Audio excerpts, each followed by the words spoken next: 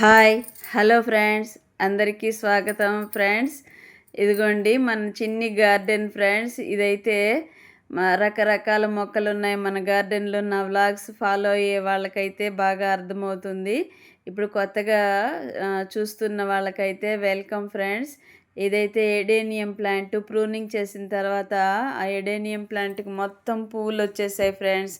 చాలా బ్యూటిఫుల్గా ఉంది. అదైతే షార్ట్లో పెడుతూ ఉంటాను అప్పుడప్పుడు. చూస్తున్న వాళ్ళైతే లైక్ చేయండి ప్లీజ్ ఫ్రెండ్స్. ఇంకొంతమందికి రీచ్ అవుతుంది కదా ఛానల్. కొత్తగా చూస్తున్న వాళ్ళు తప్పకుండా లైక్ చేయండి. ఇదైతే టెర్రస్ పైన పెట్టాను ఫ్రెండ్స్. ఈ మొక్కలన్నీ కూడా ఇంతకుముందు చాలా మొక్కలు ఉండేవి మన ఇంట్లో. అవన్నీ పోయాయి. కోతులు కొన్ని ఇంచి పడేసాయి తొట్టిలతో పాటు. కొన్ని అయితే పక్కన బిల్డింగ్ కన్స్ట్రక్షన్ చేస్తున్నప్పుడు అవంతా కూడా పోయాయి. మిగిలినవి అలాగ కాపాడుకుంటూ వస్తున్నాను. మొక్కలంటే నాకు చాలా ఇష్టం ఫ్రెండ్స్. ఇంకా మనం కిచెన్లోకి వచ్చేద్దాం రండి. ఇక్కడైతే నేను పూరి ప్రిపేర్ చేస్తున్నాను ఫ్రెండ్స్. ఈ పూరి ప్రెస్కి చాలా పెద్ద స్టోరీనే ఉంది. మీకు చెప్తూ ఉంటాను కదా అప్పుడప్పుడు. నాకు పెళ్ళైన మొదట్లో తీసుకున్న పూరి ప్రెస్. అప్పుడు పిల్లలు కూడా లేరు. అప్పుడు తీసుకున్నది ఇప్పటిదాకా వస్తుంది ఫ్రెండ్స్. మా పిల్లలకి ఒకరికి పెళ్ళి కూడా అయిపోయింది, పిల్లలు కూడా. అది అంత జాగ్రత్తగా వాడుతూ ఉంటాను ఆ ప్రెస్. ఇక్కడైతే పూరి చేస్తున్నాను. పూరి అండ్ ఉర్లగడ్డ అంటే ఆలు కుర్మా చేస్తున్నాను. అందులో క్యారెట్ వేసి చేశాను. ఇది కాంబినేషన్ బాగుంటుంది కదా ఫ్రెండ్స్. అందుకని ఇది అందరూ ఇష్టపడుతూ ఉంటారు. పూరి చపాతీకి ఆలు కుర్మా బాగా సెట్ అయిపోతుంది కదా.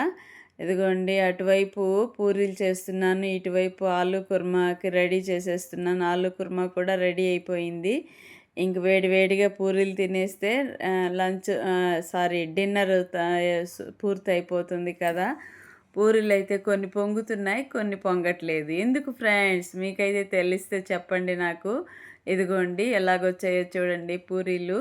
అంటే కలిపే విధానంలోనే తేడా ఉండొచ్చేమో. పిండి ఒక్కొక్కసారి ప్రెస్ చేస్తూ ఉంటాం కదా, అందులో 3-4 మడతలు వేసినప్పుడు పొంగుతూ ఉన్నాయి పూరీలు. ఇదిగోండి ఇంకా మరుసటి రోజు మధ్యాహ్నం లంచ్కి ప్రిపేర్ చేస్తున్నాను. బెండకాయ బజ్జీ అంటే బెండకాయ పుల్లగూర ప్రిపేర్ చేస్తున్నాను ఫ్రెండ్స్. పచ్చిమిర్చి, టమోటాలు 2, కొద్దిగా చింతపండు. ఆల్రెడీ బెండకాయలన్నీ కట్ చేసి పెట్టాను ఫ్రెండ్స్. అవన్నీ బజ్జీ చేస్తున్నాను, బజ్జీకి ప్రిపేర్ చేస్తున్నాను ఫ్రెండ్స్. ఇవన్నీ కలిపి వేసేసాను.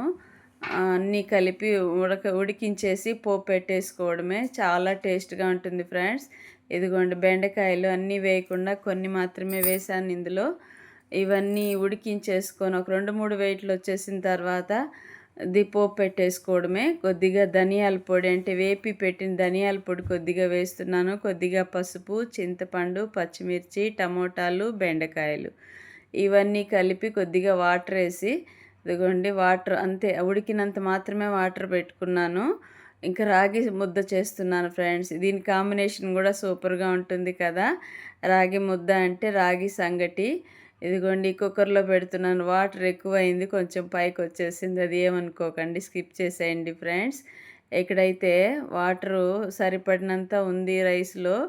దాని తర్వాత రాగి పిండి వేశాను. ఒక 5-6 నిమిషాలు ఉడికించేసుకున్న తర్వాత రాగి ముద్ద ప్రిపేర్ చేసేసుకోవడమే. ఇదిగోండి బజ్జీకి అయితే ఉడికించేసాను కదా, అది కొత్తిమీర, అలాగే కరివేపాకు, కొన్ని మెంతులు, జీలకర్ర, ఆవాలు, ఆయిల్ వేసి పోపు పెట్టేసుకోవడమే. ఇంక రెండింటి కాంబినేషన్ అయితే అద్దిరిపోతుంది కదా ఫ్రెండ్స్. ఎంతమందికి మీలో రాగి ముద్ద గోంగూర పచ్చడికి కూడా సూపర్గా ఉంటుంది ఫ్రెండ్స్ రాగి ముద్ద. ఇక్కడైతే బెండకాయ బజ్జీకి చెప్పాను కదా, ఇదిగోండి పోపుకి అయితే రెడీ చేసేసాను. పోపు కూడా అయిపోయింది. మీరేం చేస్తున్నారు లంచ్ వంటలు? నాకు కామెంట్లో తప్పకుండా తెలియచేయండి ఫ్రెండ్స్. ఈ మధ్య వ్లాగ్స్ కూడా సరిగా పెట్టట్లేదు కదా నేను. ఇంకా కంటిన్యూ చేద్దాం అనుకుంటాను, అప్పటికి ఏదో ఒకటి ప్రాబ్లం వస్తూ ఉంటుంది. అలాగా డిస్కంటిన్యూ అయిపోతున్నాయి. ఇంకా ట్రై చేస్తాను ఫ్రెండ్స్, ప్రతిరోజు పెట్టడానికి ఆలోచిస్తున్నాను.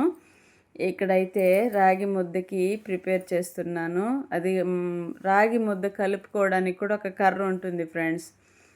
దాన్ని కవ్వము, మజ్జిగ చిలికే కవ్వం లాగా ఉంటుంది. అది కొంచెం లావుగా ఉంటుంది కర్ర. ఇదిగోండి రాగి ముద్ద అయితే ఇలాగ తయారైంది. నచ్చితే